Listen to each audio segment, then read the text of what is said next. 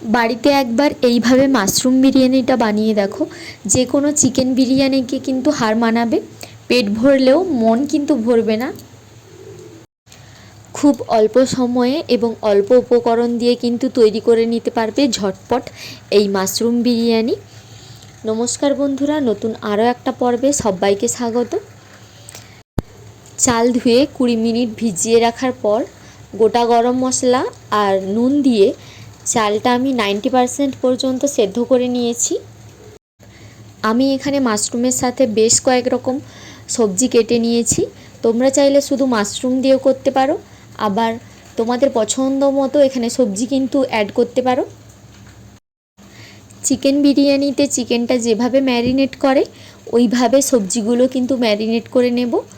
আমি এখানে ম্যারিনেটের জন্য দিয়েছি 100 গ্রাম মতো টক দই, লঙ্কার গুঁড়ো, হলুদ গুঁড়ো, বিরিয়ানি মশলা, গরম মশলা, আর দেব 1 টেবিল চামচ আদা রসুনের পেস্ট। দিয়ে দিচ্ছি স্বাদ মতো নুন, আর দেব একটুখানি চিনি। চিনিটা দিলে কিন্তু টেস্টটা ব্যালেন্স হয়। তারপর সব কিছু একসাথে হাত দিয়ে ভালোভাবে মিশিয়ে নেব। সবজিগুলো বেশ ভালোভাবে ম্যারিনেট করার পর ঢাকা দিয়ে রেখে দিতে হবে আধ ঘন্টা।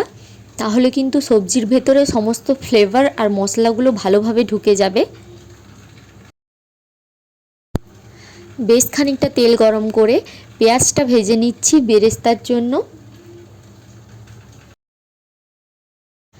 পেঁয়াজটা ভাজার সময় বারবার কিন্তু নেড়ে চেড়ে দিতে হবে, নাহলে কিন্তু সাইডেরগুলো পুড়ে যাবে আর মাঝখানের পেঁয়াজগুলো কিন্তু কাঁচাই থেকে যাবে।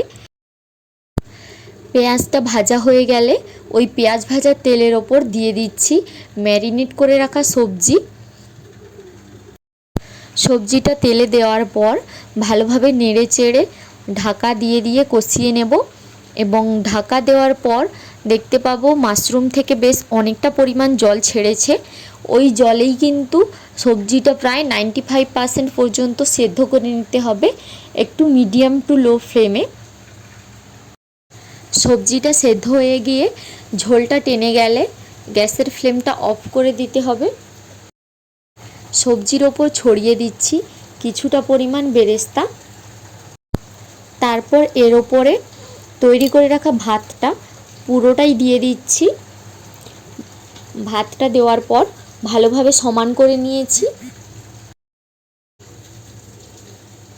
তারপর এখানে ওপর থেকে দিয়ে দিচ্ছি ভেজে রাখা পেঁয়াজ বেরেস্তা, দিচ্ছি বিরিয়ানি মশলা, আর দেব গরম মশলা। তারপর এখানে আমি অল্প পরিমাণ ফুড কালার দুধের মধ্যে গুলে রেখেছিলাম, ওটাই দিচ্ছি। তোমরা দুধের মধ্যে কেশর ভিজিয়ে রেখে দিতে পারো। তারপর ওপর থেকে দিচ্ছি 2 টেবিল চামচ পরিমাণ ঘি।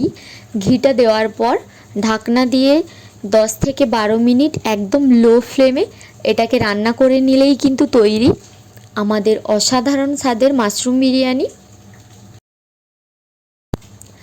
যারা বিরিয়ানি ঝামেলা মনে করে বাড়িতে বানাতে চাও না, তারা এরকম সিম্পলভাবে একবার বাড়িতে বানিয়ে দেখো, আশা করছি খুব ভালো লাগবে। আজকের রেসিপি ভালো লাগলে অবশ্যই কমেন্ট করে জানাবেন, সাবস্ক্রাইব করে চ্যানেলটির পাশে থাকবেন। এতক্ষণ পর্যন্ত সাথে থাকার জন্য সবাইকে ধন্যবাদ।